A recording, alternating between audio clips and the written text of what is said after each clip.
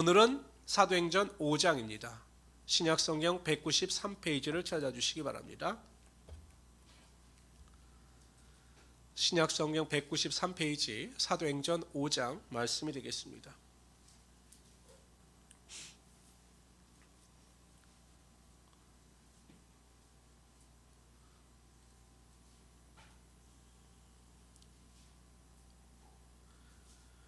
우리 1절부터 11절까지 5장 1절부터 11절까지 한 절씩 교독합니다. 제가 먼저 1절 읽겠습니다.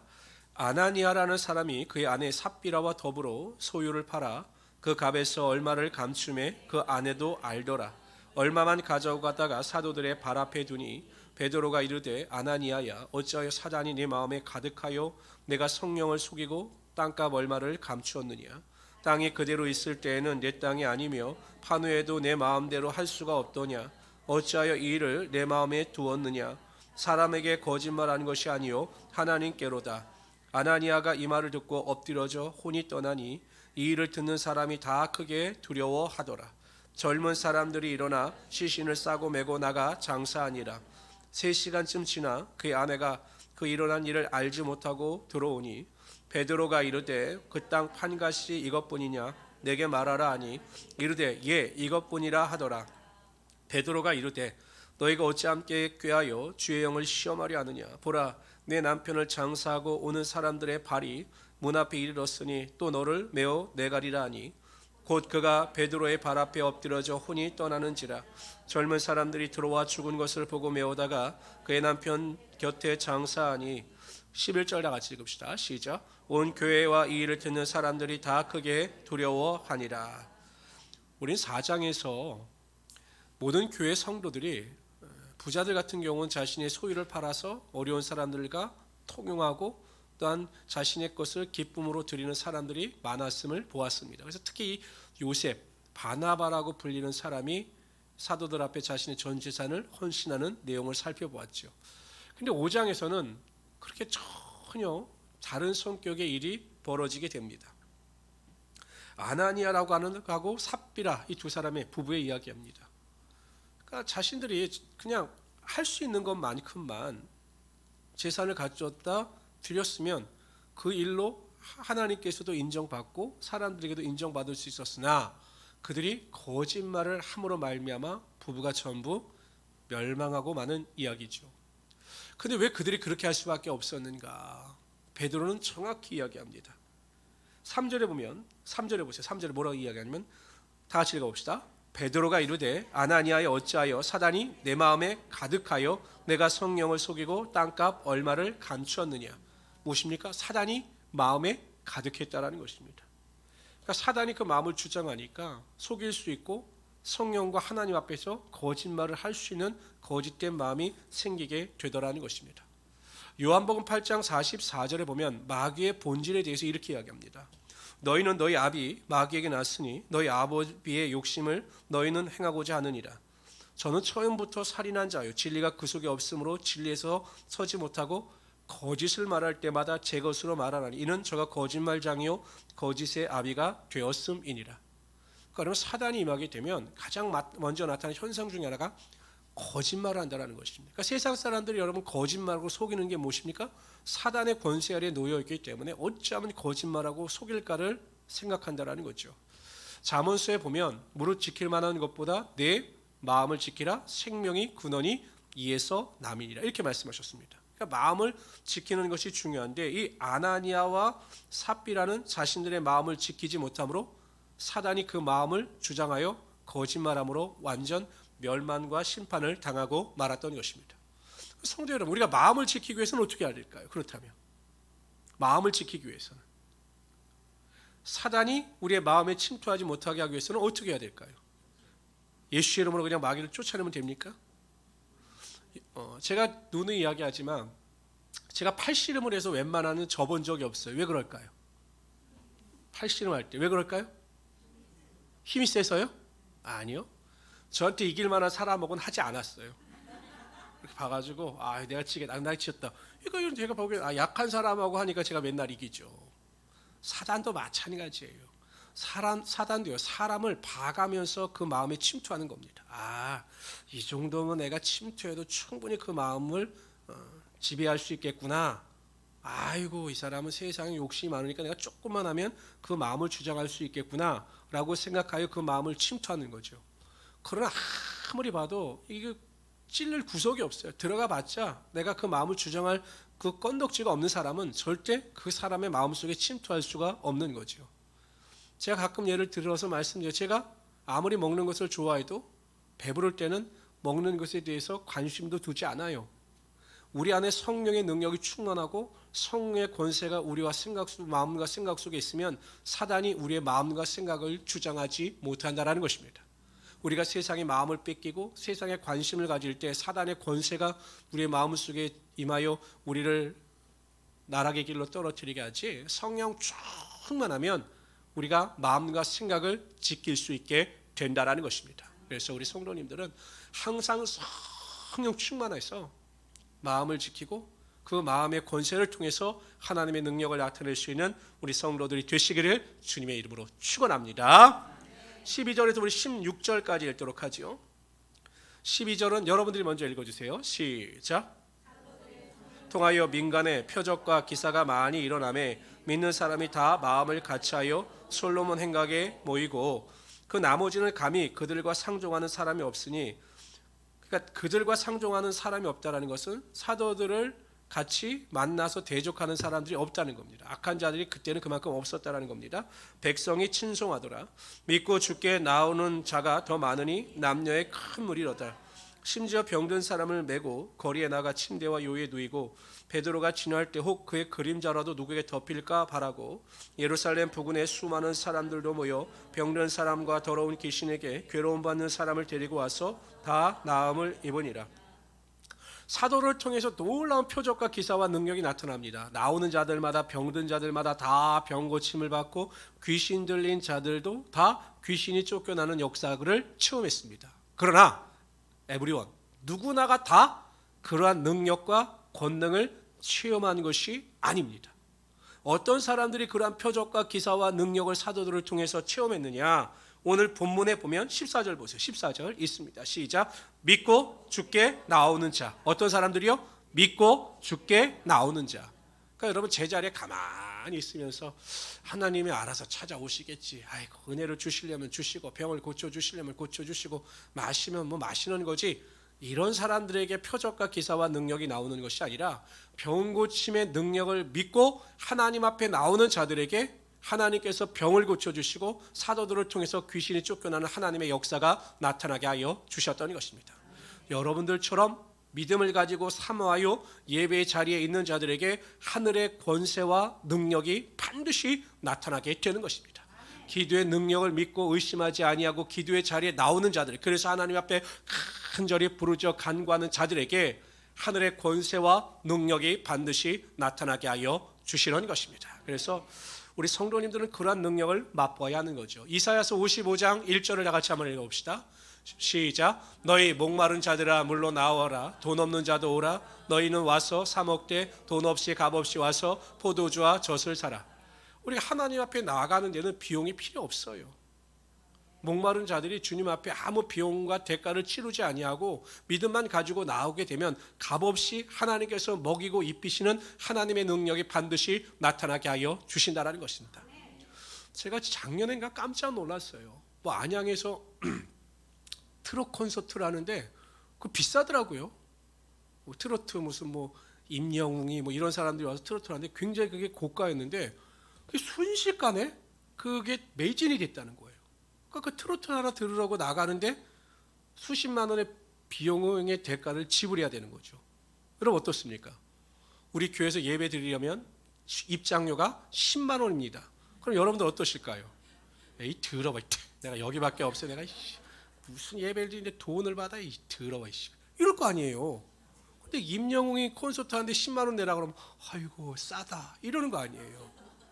근데 하나님께서 뭐라고 비싸요? 안 가죠. 아니 가는 분들도 있다 이거죠. 세상 사람들은 우리 성도들 여러분 보세요. 그런데 하나님께 나올 때는 돈도 필요 없어요.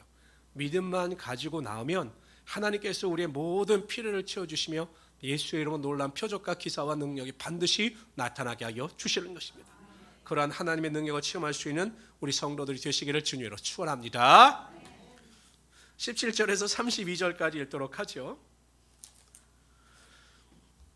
제가 17절 읽겠습니다.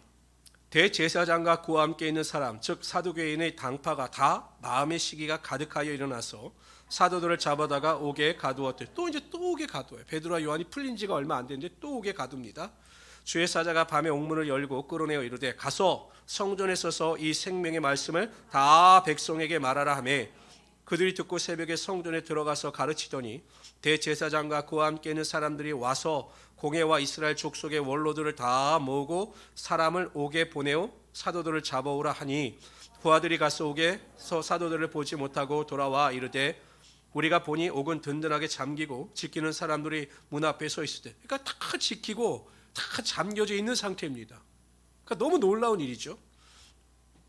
문을 열고 본지 그 안에는 한 사람도 없더이다 하니 성전 맡은 자와 제사장들이 이 말을 듣고 의혹하여 일어나 어찌 될까 하더니 사람이 와서 알리되 보소서 옥에 가뒀던 사람들이 성전에 서서 백성을 가르치더이나 하니 성전 맡은 자가 부하들과 같이 가서 그들을 잡아왔으나 강제로 못하면 백성들이 돌로 칠까 두려워함이더라. 그들을 끌어다가 공회 앞에 세우니 대제사장이 물어 이르되 우리가 그 이름으로 사람을 가르치지 말라고 언급하였으되 너희가 가르침을 예루살렘에 가득하게 하니 이 사람의 피를 우리에게 돌리고자 함이로다. 그러니까 이 사람들 듣기 싫었던 거죠. 자꾸 너희가 예수님을 십자가에 못 박혀 돌아가시겠다. 그러니까 그 예수의 피를 왜 자꾸 우리에게 책임을 돌리고자 하느냐라고 책망하는 겁니다. 참 뻔뻔합니다. 베드로와 사도들이 대답하여 이르되 사람보다 하나님께 순종하는 것이 마땅하니라. 30절 읽읍시다. 시작. 너희가 나무에 달아 죽인 예수를 우리 조상의 하나님이 살리시고 이스라엘에게 회개함과 죄사함을 주시려고 그를 오른손으로 높이사 임금과 구주로 삼으셨느니라. 우리는 이 일의 증인이요 하나님이 자기에게 순종하는 사람들에게 주신 능력이, 하나님의 능력이 나타나면 나타날수록 그들이 당하는 핍박도 컸습니다. 그러니까 여러분, 하나님의 말씀과 능력대로 살아가려고 할수록 우리의 삶에 임하는 고난과 핍박도 크다는 것입니다. 그러나 여러분 어떻습니까? 그들이 감옥에 갇혀요. 그러니까 우리나라 감옥을 생각하면 안 되겠죠. 우리 감옥은 사방이 뚫려 있고 지키는 자들이 다 보이는 것인데 아마 그쪽의 감옥은 잠겨 있고 밖에서 지키는 자들이 안을 볼 수 없는 구조인 것 같습니다. 근데 하나님께서 그들을 구출해 내시고 생명의 말씀을 전하라 이렇게 명령하심으로 그들이 또 순종하여 하나님의 말씀을 증거하고 있습니다. 여러분 보세요. 이처럼 하나님을 위하여 살아가는 자들은 하나님께서 반드시 지키고 보호하시는 것입니다. 하나님을 위하여 사니까 감옥에 갇혀도 하나님께서 그들을 구출해 내시고 그들을 보호하시지 않습니까? 그러나 우리가 하나님을 위하여 살지 않으면 하나님께서는 우리를 끝까지 보호하시지 않는다는 것입니다. 우리가 우리 자신을 위하여 열심히 살잖아요. 우리가 우리 자신을 위하여 세상 사람들을 보면 얼마나 열심히 삽니까? 제가 가끔은 새벽 예배를 끝마치고 차를 운전해서 이렇게 가면 그 이른 시간에 7시에 출근하려고 막 차들이 이렇게 줄을 서 있어요. 그때마다 제가 느끼는 거예요. 참 열심히들 산다. 부지런히 산다. 그렇게 열심히 사는 사람들이 얼마나 많습니까? 대단한 거죠. 그러나 그들은 그들의 능력만큼 사는 겁니다. 내가 아무리 열심히 노력하고 애를 써도 자신이 가지고 있는 능력만큼밖에 살 수가 없어요. 그런데 여러분, 하나님을 위하여 살아가는 자들, 하나님께서 원하시는 삶을 살아가는 자들은 자신의 능력만큼이 아니라 하나님이 주시는 능력만큼 살아갈 수 있게 된다는 것입니다. 내가 비록 일이라고 하는 능력을 가지고 있다 할지라도, 그래서 세상 사람은 열심히 살아서 일만큼의 삶을 살아가지만 우리는 일도 안 되는 능력이 있다 할지라도 하나님을 위하여 살면 하나님께서 우리에게 백이라고 하는 능력을 부어 주심으로 하나님의 표적과 기사와 능력이 나타나게 하여 주신다는 거죠. 여러분, 다윗이 별 볼 일이 있었습니까? 가물이 좋습니까? 시골에서 여러분 그 가축 기르는 목축업자입니다. 그런데 하나님께서 그를 택정하시고 또 그가 하나님의 마음에 합한 자이니 하나님께서 이스라엘 역사상 가장 위대한 왕으로 만들어 주셨던 거죠. 자신의 능력 밖의 일을 경험할 수 있도록 하나님의 권세와 능력이 임하게 되었던 것입니다. 저는 우리 성도님들이 내 능력만큼이 아니라 하나님의 능력만큼 여러분의 자녀들이 자신들의 능력이 아니라 하나님의 능력만큼 이 세상의 가운데 권세와 능력을 맛보며 살아갈 수 있기를 주님의 이름으로 축원합니다. 감옥에서 나온 제자들에게 이 공회의원 온 사람들과 대제사장들과 이스라엘 원로들이 물어요. 왜 자꾸 그 예수 그리스도를 전하지 말라라고 금했는데 왜 그 이야기를 함으로 왜 그 피가 우리에게 있는 것처럼 말하느냐라고 말합니다. 또 이야기하죠. 하나님 말씀에 순종하는 것이 낫다. 그러면서 이야기하기를 우리는 증인이기 때문에 전하지 아니할 수 없다라는 겁니다. 예수 그리스도의 십자가의 죽음도 보았고 예수 그리스도의 십자가 부활의 능력도 보았고 또 예수님께서 승천하는 것도 보았다.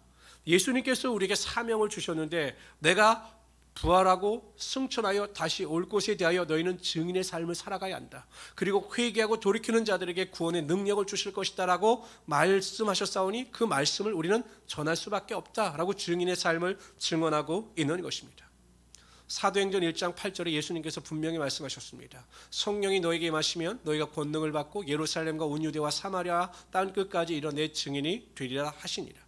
성도 여러분, 우리의 삶의 목적도 증인이에요. 증인. 우리가 보고 들은 것, 경험한 것, 구원의 은혜와 기쁨과 소망을 많은 사람들에게 전함으로 그들을 주님께로 인도하는 것이 우리의 삶의 목적이고 사명이라는 사실입니다. 그래서 우리 성도님들은 항상 내 사명을 잊지 마시고 복음 전하는 일에 최선을 다하며 살아가시는 우리 귀한 성도들이 되시기를 주님의 이름으로 축원합니다. 우리 33절부터 40절까지 읽도록 하죠. 33절 읽겠습니다. 그들이 듣고 크게 노하여 사도들을 없애하고자 할세 존경을 받는 자라 공회 중에 일어나 명하여 사도들을 잠깐 밖에 나가게 하고 가말리엘이 나타나죠. 가말리엘에 대해서 제가 설명을 해드리겠습니다. 말하되 이스라엘 사람들아 너희가 이 사람들에게 대하여 어떻게 하려는지 조심하라. 이전에 드다가 일어나 스스로 선전함에 사람이 약 400명이나 따르더니 그가 죽임을 당함에 따르던 모든 사람들이 흩어져 졌고 이 드다라고 하는 사람이 어떤 사람이냐면 한 예수님께서 탄생하신 그쯤 주전 4년에서 6세기 경에 이 폭동을 일으켜서 헤롯 성전에 있는 독수리상을 무너뜨려 버립니다. 그래서 많은 사람들이 그를 따라요. 막 폭동을 일으키고 막 로마에 대해서 반감을 가지고 하니까 한 400명에 되는 사람들이 이 드다를 따르더라는 겁니다. 근데 이 드다가 죽으니까 나중에 다 사람들이 흩어지게 됩니다. 그 이야기를 말하는 겁니다. 37절 시작. 그 후에 호족할 때 갈릴리의 유다가 일어나 백성을 깨워 따르게 하다가 그도 망한즉 따르던 모든 사람들이 흩어. 유다는 시리아 총독 구레뇨가 호적을 합니다. 인구를 세요. 그 이유가 뭐냐면 세금을 거두기 위해서. 그때 이 유다라고 하는 사람이 일어나서 우린 로마 정부에 세금을 낼 수 없다라고 또 폭동을 일으킵니다. 그러니까 젊은 사람들이 엄청 이 유다를 따르죠. 그러나 결국 이도 화형을 당함으로 말미암아 끝이 납니다. 그러자 그를 따랐던 모든 사람이 다 흩어져 버립니다. 그 역사적 사명을 두 가지 예를 들어서 가말리엘이 설명하고 있는 것입니다. 이제 내가 너에게 말하노니 이 사람들을 상관하지 말고 버려두라. 이 사상과 이 소행이 사람으로부터 났으면 무너질 것이요 만일 하나님께로부터 났으면 너희가 그들을 무너뜨릴 수도 없겠고 도리어 하나님을 대적하는 자가 될까 하노라 하니. 다 같이 읽읍시다. 40절 그들이 옳게 여겨 사도들을 불러들여 칙칙질하며 예수의 이름으로 말하는 것을 금하고 놓으니. 그러니까 제자들이 위기에 처했을 때 누가 나타나냐면 가말리엘이라고 하는 사람이 나타납니다. 여러분 가말리엘에 대해서는 많이 들으셨을 거예요. 가말리엘이 사도 바울의 스승입니다. 가말리엘 밑에서 사도 바울이 그 율법에 대해서 배웠습니다. 그러니까 바리새인 파 중에서는 최고의 존경받는 사람입니다. 여러분 이 바리새인들, 그러니까 그 당시에 그 당시에 그 이스라엘 민족을 지배하고 있던 큰 두 계파가 사도계파와 바리새파였어요. 그런데 이 사도계파 사람들은 영적인 일, 천사나 영에 대해서 믿지 않았어요. 세속적인 신앙들이 많았기 때문에 그 당시에 이스라엘 민족의 모든 권력을 가지고 있는 사람들은 이 사두개인들이었습니다. 그에 비해서 이 바리새인들은 굉장히 율법주의적이고 경건하게 살고자 하는 마음들이 있었어요. 그래서 율법에 대한 관심도 많았죠. 그래서 그 관심이 지나쳐서 율법주의자로 흐르게 되는 것인데 율법에 대한 열심과 경건하게 살고자 하는 마음이 이 바리새인들에게 있었습니다. 예를 들었어요. 이들이 성경을 기록할 때 야훼, 여호와라고 하는 성경의 말씀을 기록하잖아요. 그러면 죄인된 인간이 거룩한 하나님의 이름을 기록했다라고 해서 잠시 멈추고 기도하고 가서 그 붓을 다 물에 닦아서 와서 다른 글씨를 기록할 정도로 굉장히 경건하게 살고자 했습니다. 이게 바리새인이에요. 그러니까 사람들에겐 사두개인들보다 바리새인들이 존경을 받았습니다. 그런데 이 바리새파를 구성하고 있는 두 가지 큰 학파가 있었는데, 하나는 샴마이 학파고, 그냥 들으세요. 어차피 다 잊어버리시지만은 들으세요. 샴마이 학파고, 하나는 힐렐 학파라고 하는 사람들이 있었습니다. 그러니까 바리새파, 그럼 이 두 학파가 가장 유명했어요. 크게. 근데 이 가말리엘의 할아버지가 누구냐면 힐렐이라고 하는 사람이었어요. 그러니까 힐렐 학파를 만든 창시자인 거죠. 그만큼 여러분, 이 가말리엘은 바리새인들 중에서도 존경받는 아주 유명한 가문의 사람이었습니다. 근데 보통 바리새인들은 예수님이나 예수를 믿는 사람들에게 호전적이고 긍정적인 마음을 가지고 있지 않았거든요. 근데 그 가말리엘이 일어나서 오히려 예수 믿는 사도들을 옹호하는 것입니다. 핵심은 이랬습니다. 우리가 역사를 통해서 보았듯이 드다나 유다라고 하는 사람이 반짝하고 일어났을 때 많은 사람들이 그를 따랐다. 그러나 그것이 인간에게서 난 사상이나 운동이었을 때는 그것이 다 무너지지 않았느냐.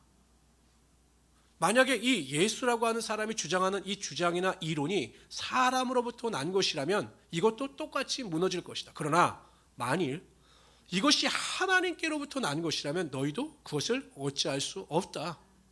오히려 그것을 대적하는 것이 너희들에겐 잘못된 것이다 라고 가말리엘이 주장합니다. 그랬더니 여러분, 듣고 있던 사람들이 워낙에 가말리엘이라고 하는 사람이 똑똑하고 인정받는 사람이었기 때문에 듣고 보니 말이 되거든요. 만약 이게 하나님께로부터 난 것이라면 그것은 어찌할 수 없고, 인간으로 난 것이라면 자연히 무너질 것이 뻔하기 때문에 그것을 좋게 여기고 그들을 놓아주게 되더라는 것이죠. 여러분 보세요. 항상 우리가 어려움을 당할 때마다 하나님께서는 돕는 손길을 통하여 우리를 도우시고 우리의 삶에 하나님의 피할 길을 반드시 예비하여 주시는 것입니다. 고린도전서 10장 13절 읽어봅시다. 시작. 사람이 감당할 시험 밖에는 너에게 당한 것이 없나니 오직 하나님은 미쁘사 너희가 감당치 못할 시험 당함을 허락지 아니하시고, 하나님은 우리가 감당하지 못할 시험을 허락지 않으셔요. 우리가 시험을 당할 때는 솔직히 힘들어요. 그렇잖아요. 막상 시험을 당하면 너무 힘이 듭니다. 그러나 우리가 그것을 능히 감당하지 못하느냐? 감당할 수 있다라는 것이에요. 제가 요즘에 가끔 인간의 능력이라고 하는 것이 참 대단하다고 생각하는 것이 무엇이냐면, 제가 지난번에 한번 말씀드렸지만 제가 그걸 도전해 봤어요. 한번 팔굽혀펴기를 한번 해보자. 근데 제가 팔굽혀펴기를 정말 못해요. 어렸을 때부터. 그래서 어디 가서 팔굽혀펴기를 하면 무릎을 대고 팔굽혀펴기를 했어요. 근데 제가 욕심이 생겼어요. 아니, 한번 해보자.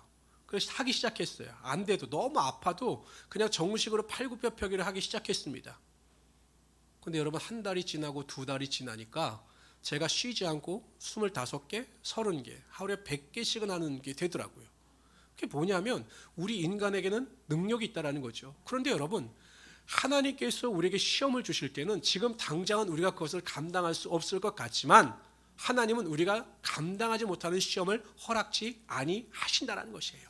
지금 당장 힘들고 어렵다 할지라도 하나님께서 감당할 수 있는 시험을 주셨구나 라고 믿음을 가지고 나가야 한다는 것입니다. 근데 여러분, 더 중요한 것이 무엇이냐? 보세요. 시작. 시험 당할 즈음에 또한 피할 길을 내사 너희로 능히 감당하게 하시느니라. 길이 있어요. 우리가 막 시험을 당할 때 힘들고 어렵지 않습니까? 사방이 막힌 것 같지 않습니까? 그런데 자세히 정신을 차리고 보면 반드시 피할 길이 있다는 것입니다. 사방이 막혀 있을 때는 어떻게 합니까? 눈을 들어 하늘을 보면 하나님의 도움의 손길이 우리를 향해서 오고 있음을 우리는 믿게 된다는 것입니다. 보세요. 사도들이 또 끌려나갑니다. 피할 길이 없어 보여. 그러나 하나님께서는 가말리엘이라고 하는 사람을 통해서 피할 길을 예비하시고 그 시험을 능히 이길 수 있는 환경을 만들어 주셨다는 것입니다. 어떻게 여러분, 바리새인은 가말리엘이 도울 것이라고 사도들이 상상이나 했겠습니까? 가말리엘이 나설 때 얼마나 당황했겠습니까? 저 율법적으로 파삭한 사람이 율법적으로 우리를 공격하면 또 우리는 어떻게 대항할까 염려했을지도 모르는데 오히려 그가 사도들을 돕고 있다는 것이죠. 그러니까 여러분, 항상 시험 당하실 때마다 걱정과 염려하지 마시고 하나님께서 피할 길을 예비하고 계심을 믿으심으로 시험 가운데 넉넉히 이기며 살아가신 우리 성도들이 되시기를 주님의 이름으로 축원합니다. 우리 41절부터 42절 다 같이 한 목소리 읽읍시다. 시작. 사도들은 그 이름을 위하여 능욕받는 일에 합당한 자로 여기심을 기뻐하면서 공의 앞을 떠나니라. 그들이 날마다 성전에 있든지 집에 있든지 예수는 여러분 어떻습니까? 맞았어요. 채찍질을 당했습니다. 그런데 그들은 기뻐하면서 나왔다라는 것입니다. 왜냐하면 핍박당하고 고난당하는 것이 하나님의 뜻이었고 하나님 나라의 상급이었기 때문에 그들은 기뻐하고 즐거워하신 것입니다. 마태복음 5장 10절 12절에 보면 제가 읽어드리겠습니다. 이렇게 나와 있습니다. 의를 위하여 핍박을 받는 자는 복이 있나니 의를 위하여 핍박을 받는 자는 복이 있나니 천국이 저희 것입니다. 나로 말미암아 너희를 욕하고 핍박하고 거짓으로 너희를 거슬러 모든 악한 말을 할 때는 너에게 복이 있나니 기뻐하고 즐거워하라. 하늘에서 너희 상이 큼이라. 너희 전에 있던 선지자들도 이같이 박해하였느니라. 하나님을 위하여 하나님의 의를 위하여 박해를 받고 핍박을 받으면 어디에서 상이 크다고요? 하나님 나라에서 상이 크다라는 것이에요. 이 땅에서는 비록 우리가 고난과 환난과 핍박을 당해서 어려울지라도 하나님을 위하여 당하는 고통이 크면 클수록 하나님 나라의 상이 크다 적다 크다는 거예요. 믿으십니까? 확실히 믿으십니까? 그런데 성도들 중에도 하늘의 상을 크게 여기며 살아가는 분들이 있는가 하면 이 땅의 영광을 크게 여기며 살아가는 자들이 있습니다.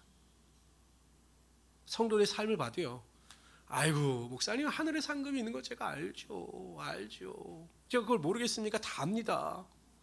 아유 그런데 너무 힘들어요. 물질도 없고 직장도 문이 닫히고 너무 힘들어요. 지금 당장 먹고 살기 힘든데 무슨 하늘의 상을 기대합니까? 이게 우리의 현실이거든요. 하늘의 상을 기대하고 막 하는데 당장 우리의 삶에 고난과 환난이 다가오면 그것에 집착하여 하늘의 상을 잃어버리며 살아갈 때가 정말 많이 있습니다.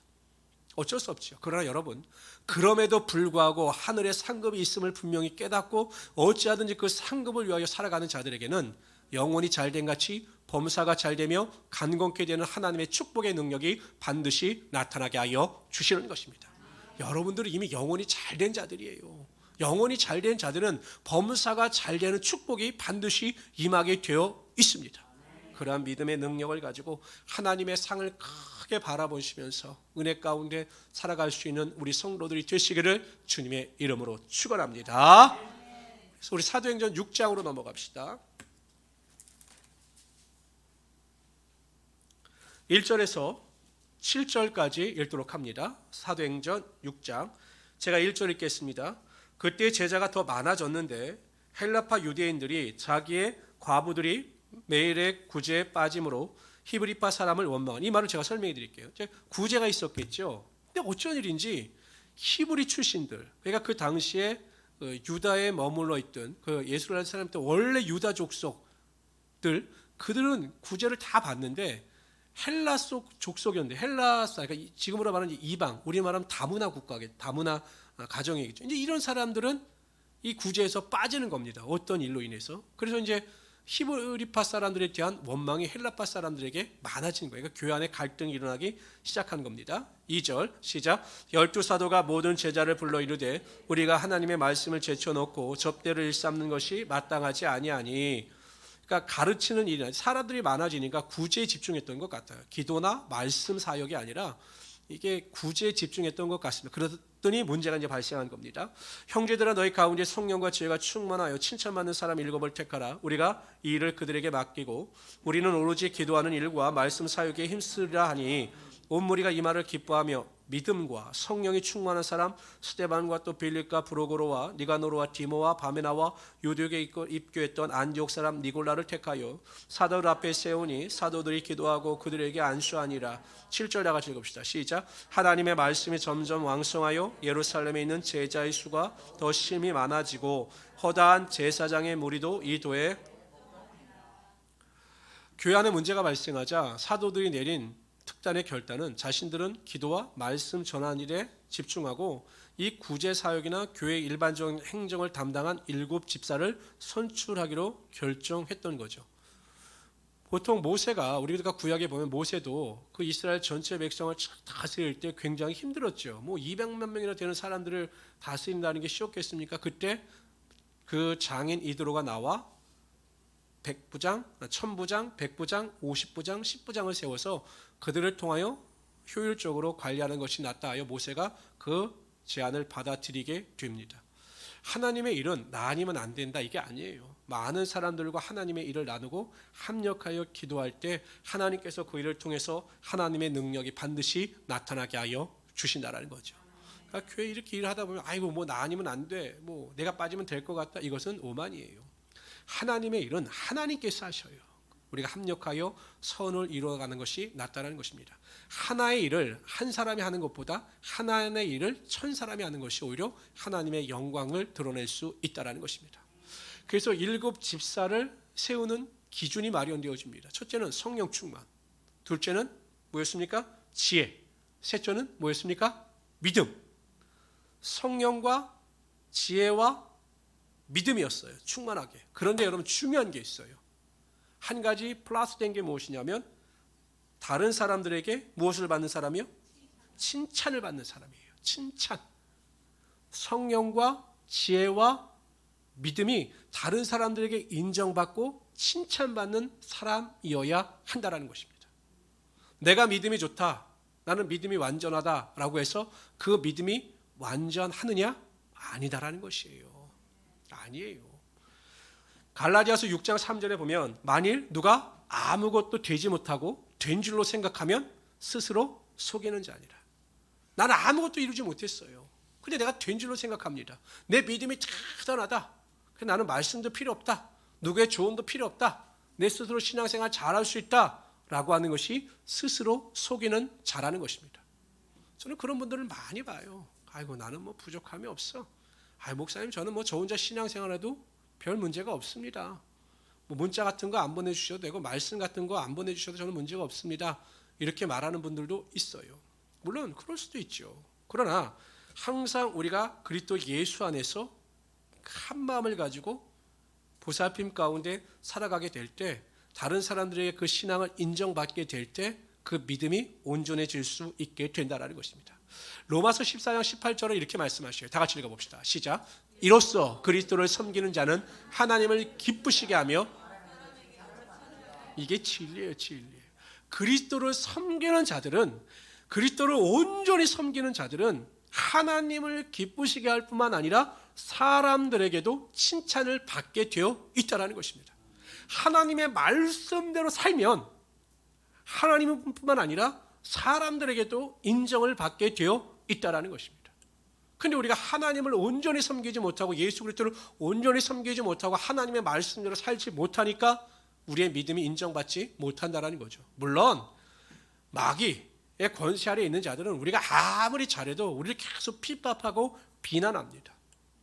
비난할 수밖에 없죠. 그러나 그중 가운데서는 제대로 된 사람들은 제대로 살면 그 앞에서는 비난 안 하고 조롱할지라도 우리의 믿음을 인정할 수밖에 없다는 것입니다.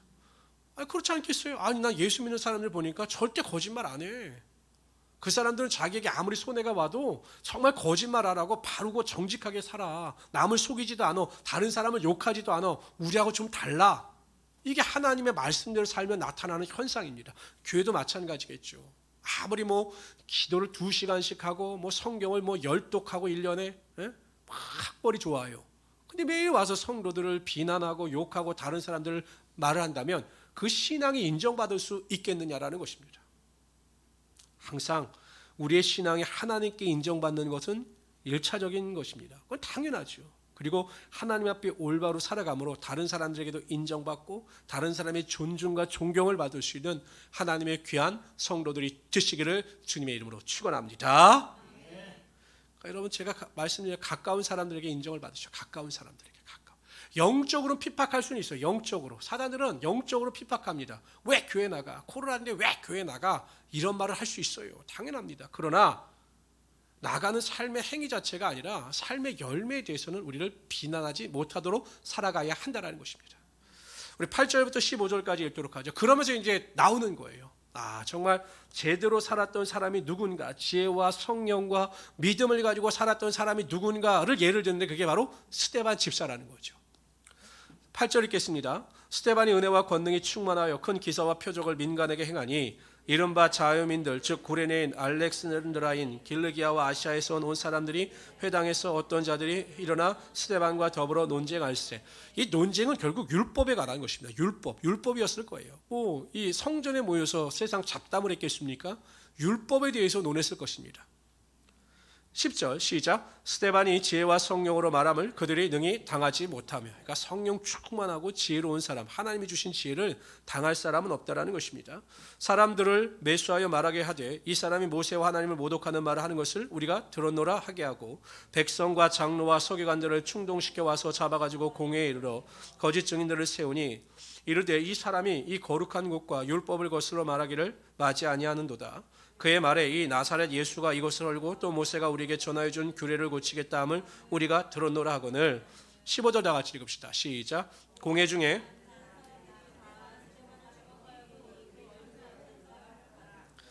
그러니까 스데반 집사가 성전에 가서 이제 복음에 대해서, 그다음에 이제 자유인들은 율법에 대해서 이야기를 했지만, 여러분 자유인들이에요. 아마 바리새인들이나 사두개인들의 율법학자들이 왔다 해도 아마 스데반을 당해내지 못했을 것입니다. 그러니까 여러분 이들이 스데반의 지혜와 성령의 능력을 당해내지 못하니까 거짓 증인을 세워가지고 거짓말하는 거죠. 성전을 헐겠다. 이건 바리새인들이 예수님께 대해서도 한 말이니까요. 그런 거짓 증언을 하는 이야기가 나타나고 있습니다. 스데반이 논쟁할 때 하나님께서 지혜와 성령의 능력을 주시니 당할 자들이 없었다라고 말씀하고 있습니다. 베드로와 요한이 공회 앞에서도 이야기할 때 사람들이 놀라지 않습니까? 학문 없는 범인, 일반적인 사람을 알았다가 율법에 대하여 케박한 지식을 가지고 말하는 것을 듣고 그들이 놀랐습니다. 하나님께서 우리에게 지혜와 능력을 주시면 세상은 우리를 감당할 수가 없는 것입니다. 학벌 이런 거 중요하지 않아요. 학식 이런 거 중요하지 않습니다. 하나님이 주시는 지혜와 능력이 정말로 중요한 것입니다. 여러분 많이 배웠다고 지혜롭냐? 아니에요. 아닙니다. 많은 책을 읽었다고 지혜롭냐? 아닙니다. 세상을 보는 지혜와 통찰력은 하나님께서 주실 때 그것이 가능한 것입니다. 사물의 이치를 발견하고 옳고 그름을 판단할 수 있는 능력은 하나님께서 허락하여 주시는 것입니다. 좋은 판단력과 결단력도 하나님께서 부어 주시는 것입니다. 그래서 우리 권사님들 항상 성령 안에서 하나님이 주시는 지혜와 능력을 가지고 살아갈 수 있는 하나님의 귀한 성도들이 되시기를 주님의 이름으로 축원합니다. 두 번째, 그 얼굴이 여러분 천사와 같았다라고 이야기합니다. 성령 충만하니. 여러분 생각해 보십시오. 아니 거짓 증인들을 세워서 자신이 하지도 않은 말을 했다라고 자신을 세웁니다. 그리고 막 자신을 비난합니다. 여러분들 같으면 어땠을까요? 만약에 내가 하지도 않은 말을 했다라고 막 해서 우리가 코너에 몰리고 다른 사람들이 막 우리를 비난합니다.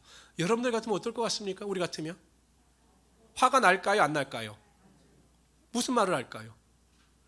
내가 이런 말 했다 누가 그랬냐고, 당장 잡아오라고, 내가 그하고 이야기를 하겠다고 막 이렇게 하지 않겠어요? 화가 나서 난 하지도 않은 말을 했다고 막 하니 우리가 화가 나지 않겠습니까? 근데 여러분 스데반은 전혀 그렇지 않았어요. 평온했습니다. 사람들이 그래서 그의 얼굴을 보니 그의 얼굴이 뭐와 같았다고요? 천사와 같았다는 거예요. 천사. 성령이 마음을 주장하실 때 우리 안에 절대 평안의 능력이 임하게 되는 것입니다. 성령의 능력이 임하게 되면 사소한 일로 인하여 분내지도 아니하고 낙심하지도 아니하고 슬퍼하지도 아니하고 우울하지도 않습니다. 성령이 주시는 능력은 절대 평안의 능력이기 때문이죠. 그래서 우리 성도님들은 성령께서 주시는 은혜와 능력을 가지고 매일 절대 평안의 능력을 가지고 살아갈 수 있기를 바랍니다. 왜냐하면 여러분 우리가 이 세상을 살아갈 때 우리를 힘들게 하고 우울케 하고 낙심케 하는 일이 너무나 많아요. 너무나 많아요. 정말 하루하루 살아갈 때마다 정말 한순간도 문제가 없이 살아가는 날이 없고 우리의 마음이 불안과 두려움 없이 살아가는 날이 없을 정도로 항상 우리의 삶의 환경에 문제가 일어납니다. 그러나 성령께서 우리의 마음을 주장하실 때 환경이나 조건에 상관없는 절대 평안의 능력이 반드시 우리의 삶 가운데 임하게 되는 것입니다. 그래서 우리 성도님들은 그 평안의 능력을 가지고 얼굴이 누가 같더라고요? 매일 한번 거울을 보세요.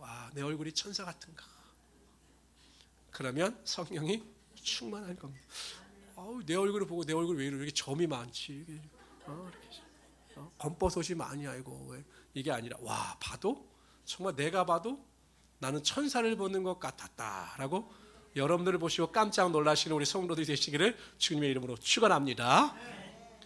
세상은 잘생긴 사람, 덜 잘생긴 사람, 예쁜 사람, 덜 예쁜 사람들로 구별이 돼요. 그렇잖아요. 그러나 더 이거와 상관없이 예수 믿는 사람들에게는 천사와 같은 얼굴이 있을 수가 있다는 것입니다. 그러면 사람들이 은혜가 임하는 거죠. 제가 이렇게 보면 권사님들 이렇게 보면 진짜 우리 권사님들 얼굴이 천사와 같아요. 그래서 저는 가끔 설교를 하다 내가 천국에 와 있나? 라고 착각할 때가 있습니다. 그러니까 여러분 그런 장로님들, 권사님들 천사와 같은 얼굴을 가지고 승리하시는 우리 성도들이 되시기를 주님으로 축원합니다. 기도합시다. 주시 하나님 감사합니다. 항상 우리를 사랑하여 주셔서 우리가 있어야 할 그 예배의 자리를 사모하게 하시고 우리가 들어야 할 말씀의 자리에 서게 하심을 감사합니다. 하나님, 사도행전을 읽을 때마다 우리에게 주는 핵심은 결국 성령의 충만함과 능력입니다. 우리 성도들에게 매일 성령의 능력을 사모하게 하여 주셔서 성령 충만함 가운데 살아가게 하여 주시옵소서. 그럴 때마다 문제가 밥이 되게 하여 주시고 하나님 모든 시험 가운데 승리케 하여 주시고 절대 평안의 능력을 가지고 천사와 같은 얼굴을 가지고 살아갈 수 있는 우리 성도들이 다 되게 하여 주시옵소서. 지혜의 삶을 살아가게 하여 주시옵소서. 감사하며 예수님의 이름으로 기도드리옵나이다. 아멘.